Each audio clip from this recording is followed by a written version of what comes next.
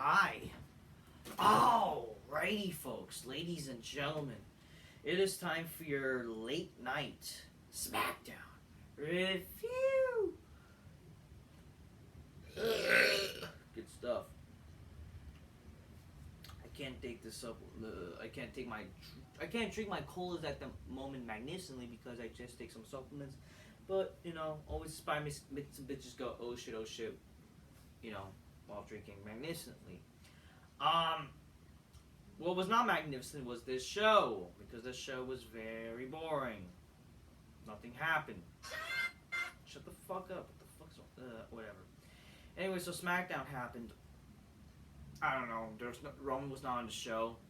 You would think maybe, God forbid, maybe why not have, based on what they set up, won't it have been cool maybe if Reigns showed up in the end of what they basically proposed tonight? I'm going to talk about it, but, just, wow, this show is really fucking boring. This show could be some Roman, especially when we're building towards the Rumble. Whatever. Anyways, it could have been worse, right? It could have been a worse show, because SmackDown kicked off where it was supposed to be Cameron Grimes versus Grayson Waller. However, Grimes was attacked by Jimmy Uso and Solo Sikoa before making his entrance. I like that this happened, because who the fuck gives a fuck about Cameron Grimes versus Grayson Waller? Who really wanted to see this match? Who really? I would say this is one of the positives of the show. At least they won't waste our time watching this match when there's really no story in this match, and who the fuck really cares? Why don't WWE do this all the time? Have shit like this happen and every fucking match makes no sense. Oh yeah, because every fucking match is literally the same shit. Where it's always fucking a boring match with no story. It's just something to appease the smarky fans or whatever. Every match is basically the same shit. I just wish that was an important thing the entire night. The main event was only literally the only match with a story, really. Whatever. So, cool, this happened. It just would have been nice that, can we get more of this? Can maybe, the entire show be like this, where if you're going to give us a pointless match where there's legit not a story or no real reason to happen, why not have the Bloodline interrupted? Why not actually have people interrupted? Because that's what wrestling used to be. Not waste our time with shit matches. You give us shit that makes sense. Anyways, Paul Heyman was in the ring. His guys are whatever. What did he say? I want to look what Paul Heyman said. What did he say essentially? Paul Heyman was in the ring. He says that this is what's going to happen if the Bloodline doesn't, if you don't, I'm proposing you that. I don't exactly remember what he said, really. I'll be honest with you. All I know is that, Roman Reigns don't deserve to have the triple 4-4, whatever. This will continue to happen to all your matches if you do not change what's going to happen to the Rumble and whatever. Eventually, Nick Aldis announced that the I don't know, what did he announce? That he announced something with the Bloodline. He said that tonight's main event will include the Bloodline, as it'll be Randy Orton teaming up with LA Knight versus AJ Styles versus the Bloodline, including Jimmy Uso, Solo Sikoa, and Roman Reigns. That would have been a nice change of pace, because we haven't seen Roman wrestled on TV in how long, right? But sadly, this fucking company, and the sad thing is, they announced it, right? They announced that Roman was going to be in a match. But then, they reminded us that, oh, get it, Roman's not on the show. And that basically is a fuck you to the fans. I'm sorry. Don't give me this shit that, oh, this is good heat. No, this is not good heat. You're basically saying fuck you to fans because it's not just they know that some people watch, but again, you're losing hope for the fans that, God forbid, and it's also telling the fans that why should we care about this match if Roman's not to be on the show? Because let's be honest, Roman is the biggest star they have. He's the most important star right now. He's arguably the most important star of wrestling for the past 5 years now. Why? Because of his fucking title reign. They literally teased us that we were going to get a 6-man tag with Roman. What they should have done is that if, like, you know, obviously you have, like, Paul says, my tribal chief Roman is not here tonight. You know that. And then Cal just basically said that, oh, okay, I know that, but you know what? Yeah, the Bloodline to find one more member. If not, then they'll fight in a handicap match or whatever. What Nick Aldis should have said is, like, if Roman doesn't show up, and he'll, like, I don't know, he has to find a way to get up, show up, then he won't be defending his title. He'll fucking vacate the title. That should have been the fucking big, like, shit like that is what make people care and intrigued to watch a wrestling show. You used to do shit like that back in the Attitude Era, the Ruthless Aggression Era, to make us care, like guys like Austin returning by the end of the show or whatever. You know, it used to be the big, what they call it, the big chip, you could say, or the big fucking hanger, the big thing that would make you care about the show to not tune off.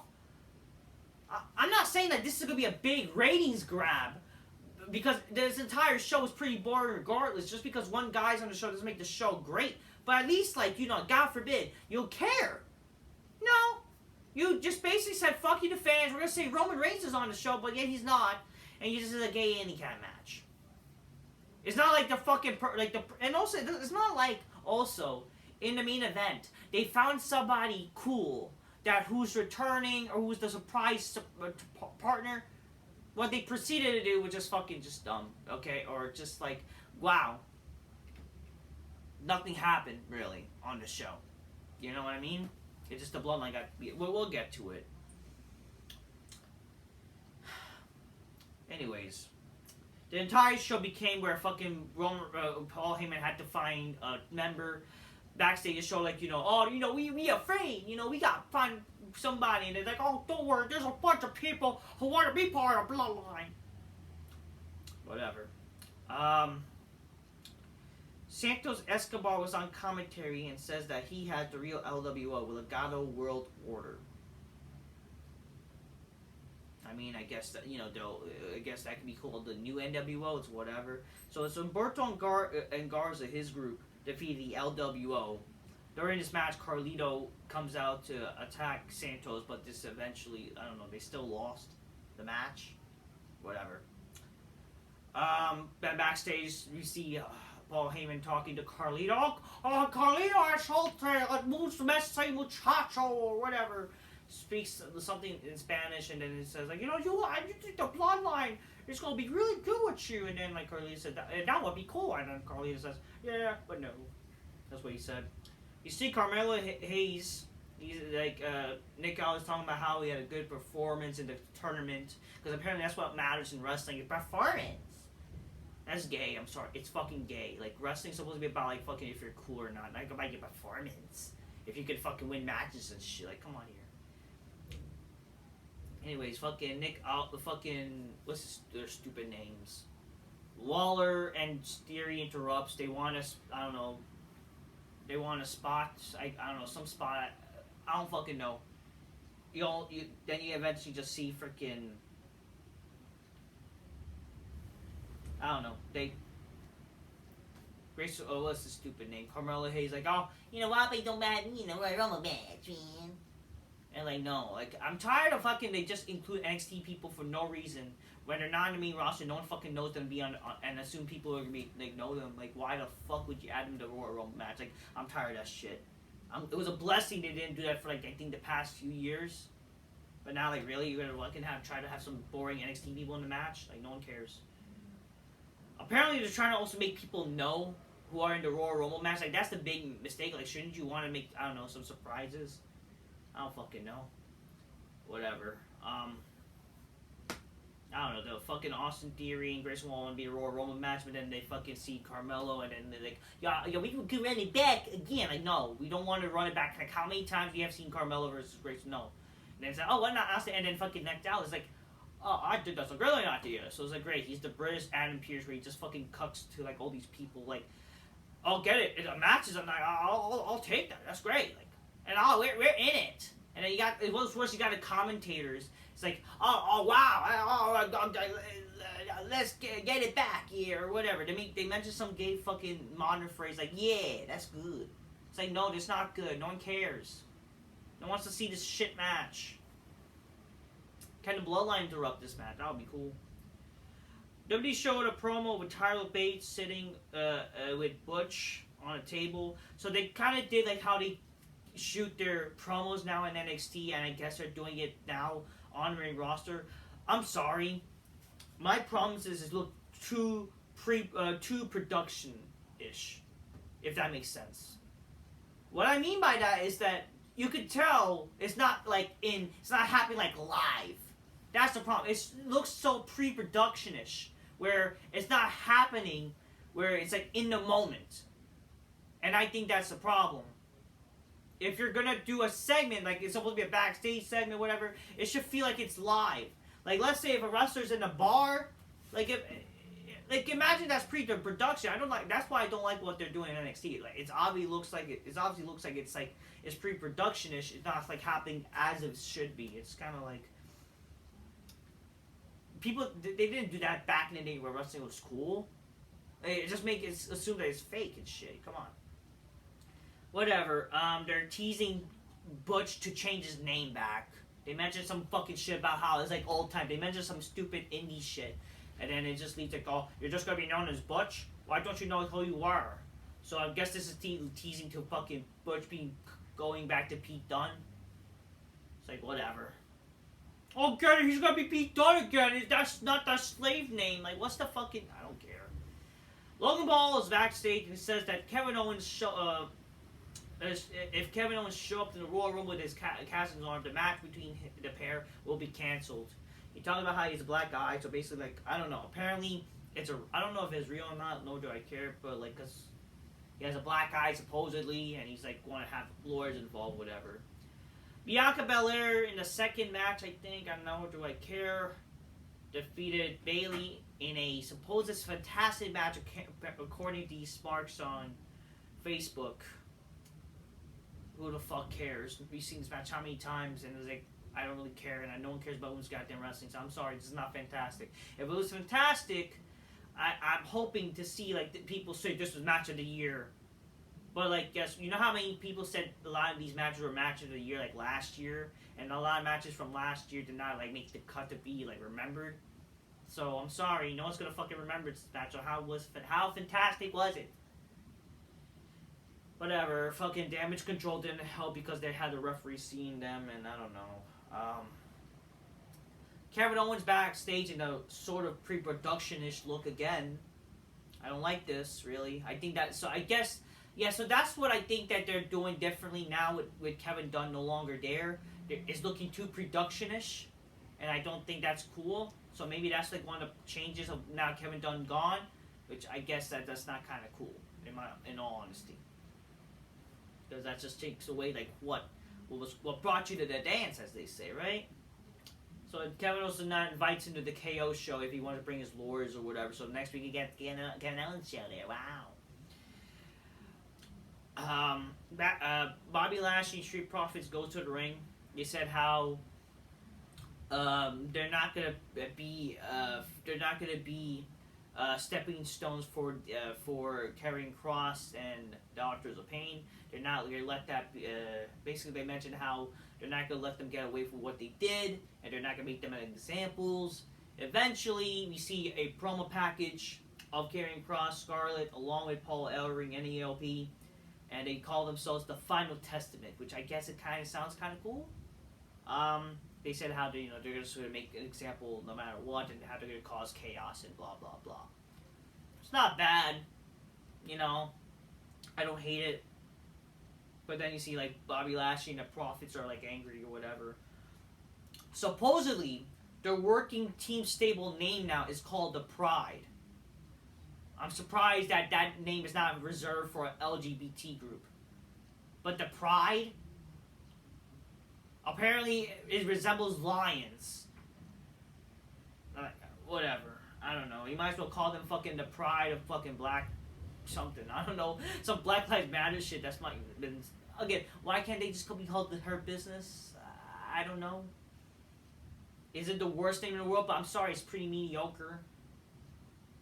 Backstage, we see Bobby Lashley and Street Profits, and they're met by Paul Heyman. Paul Heyman says, like, we know each other for a very long time, and we're first friends, so why don't you join my clients for the match tonight, or whatever. Lashley says, yeah, we knew each other for a long time, but I would rather be across the bloodline for Roman Reigns. So, teasing a future Roman Reigns match and him. Again, my problem is this, like, they're ignoring the fact that they attacked the LWO and they were supposed to be heels. So are we going to supposedly forget that they were heels? Like, now they're baby fat? I don't get it. Whatever. I don't know. Anyways, here was the big thing, the show, unfortunately. This was literally the big thing about the show that happened. I would say. One of the big things. Austin Theory and Carmelo Hayes had a match, because based on how they set it up, which was stupid. But then, during the match, they legit botched one move, which I think was a Spanish fly from, like, what, Austin Theory, I think? I don't know. I don't know who. But both of them landed on their heads, and the match got called off. Listen, I may hate, like, Austin Theory, or I may hate fucking all these modern wrestlers. But it doesn't mean I maybe hate the person or whatever, unless they're probably proven to be a piece of shit. Actually, taking back, fucking Austin Theory supposedly dated a underage girl, so, you know. Oh, but she was in medical school! You could be fucking still 16 and was in medical school. Shut the fuck up. Okay. I don't know. A lot of fucking Austin Theory fucking faggots were fucking simping over Austin Theory on my comment section on one video. And it was like, oh, Austin, how dare you talk about Austin Theory's butthole? It was beautiful. I jerk off all the time. Whatever, but, I mean, I don't know if I fucking should be happy if Austin, or sad about it, because, again, like, that accusation, it's pretty, yeah. But here's the thing. And also, I'm sorry, fucking posting buttholes, not pretty cool. Maybe it's karma, bitch. But, whatever. Listen, I may hate all these modern wrestlers, but I don't want them to get hurt. I do feel bad what happened. But it's like, maybe this match shouldn't have happened in the first place. And does not show that the style of this modern wrestling shit, like, look what happened. The type of style you do in modern wrestling is gonna get you hurt. Stop with the flipping and flopping bullshit. If you're not trained for it, and I'm sorry, like, you're doing these risky moves for literally no reason. It's not like a WrestleMania and all this shit. I mean, imagine if this shit happened at WrestleMania. Obviously, it'd be terrible, but I don't know. Y'all gotta fucking... I don't know, man. But let alone, I did not care about this match. I'm sorry. It's whatever.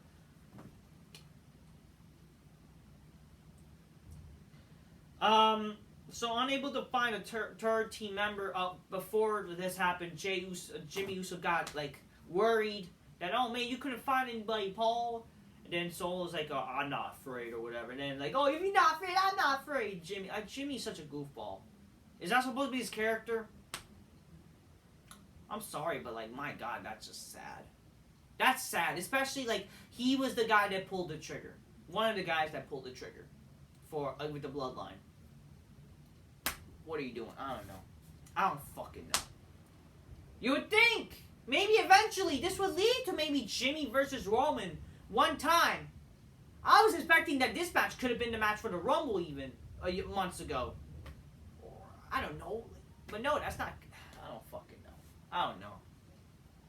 You basically kind of ruined Jimmy Uso. So you basically established that Jey Uso is the Edge, or maybe the Shawn Michaels, and Jimmy Uso is basically the Jannetty of their group now. Okay. Alright, good to know. Good to know. What happened? Yeah, so because they couldn't find anybody, literally when Orton came out, he got attacked. So get it? This is what's gonna happen. Like, we're not gonna get a 6-man tag. No Roman showing up. No surprise person to show up to help the Bloodline. It's just we're gonna get that, really. And maybe it's gonna be Orton fucking showing up in the end. So he's basically doing what Roman should have done tonight, basically, or some surprise person. I don't know. It's not terrible. It's like, really, that's what they're doing. Kind of predictable and like kind of like lame a little bit, you know. I mean, shouldn't the goal, like, if there's gonna be 3-on-2, they basically beat the shit out of them, which they kind of did in the main. So yeah, the main event, they beat the fucking Bloodline, Orton, Styles, and Knight. Orton came out towards the end of the match. There's a tension between Knight and Styles because they faced last week and they had their problems of punching each other, or whatever. Orton shows up. He won for the team after getting a super kick, but he doesn't really sell it to an RKO. I guess he kind of sells it with just holding on his shin. And then after the match, or whatever, but after the match, Solo was attacking Orton for a little bit, but then they all basically did their 3 finishers on Solo. Then they attacked them again. You would think based on last week, they should be giving a more brutal beatdown to the 2 of them, to the Bloodline, even when Roman was there, he didn't really brutally beat them to the point that how does it make sense to make a fatal 4-way when there was a triple threat match and they could have still basically tried to win the match, right? They didn't look that brutal. But, I don't know, whatever. All you need to know basically in terms of what happened in the end of the show, the three people, include, so basically Orton, Styles, and Knight, the 3 of them, they basically they didn't homage the Shield, but they took a play on Roman Reigns' playbook for Change of the Shield. They did a triple power bomb style Shield Roman Reigns-esque Shield power bomb, drew at a table to Solo, and yeah, that's how the show ends. Basically, this bad mouth, like the Bloodline, you're gonna shit get kicked in or whatever. You don't get away what they did, whatever. Did I hate that ending? No. I don't hate it. But boy, could have been more portrayed better. I don't know. And it's like, it felt like you should basically, like, that opportunity they should basically just beat the shit out of the Bloodline even more. I mean, obviously, last week they should have beat the shit out of fucking all 3 of them, honestly, more. But it's like, I don't know. If it's like fucking, they're worried of injuring people, I get it. Especially what happened in fucking with Carmelo and Grayson. What Grayson? Fucking Austin Theory, right? But come on here. Then I don't know. Then choreograph better. Practice. Whatever. Oh yes. So yeah, they used the steel steps and they fucking power bomb through the table. It wasn't terrible, I guess, but it's like, it's whatever. You know what I mean? I just don't like that WWE does this all the time where they troll people. Like, get it? You're gonna get a match with Roman tonight, but no, you're not gonna get it. They'll troll us every fucking time they can. Like, we're lucky we still got The Rock when we did, but you know damn well that for some reason, this company gets off of trolling people for no reason.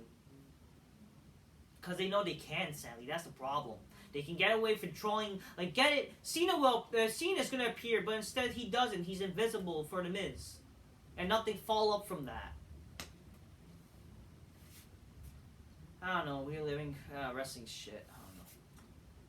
So next week, we're gonna get Roman, because he's gonna be there for a contract signing, along with dumb shit that's gonna happen. Yeah.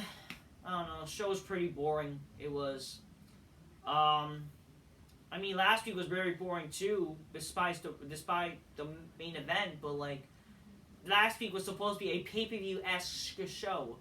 This was supposed to be this is SmackDown, and same feeling. I understand. Again, you're a TV show.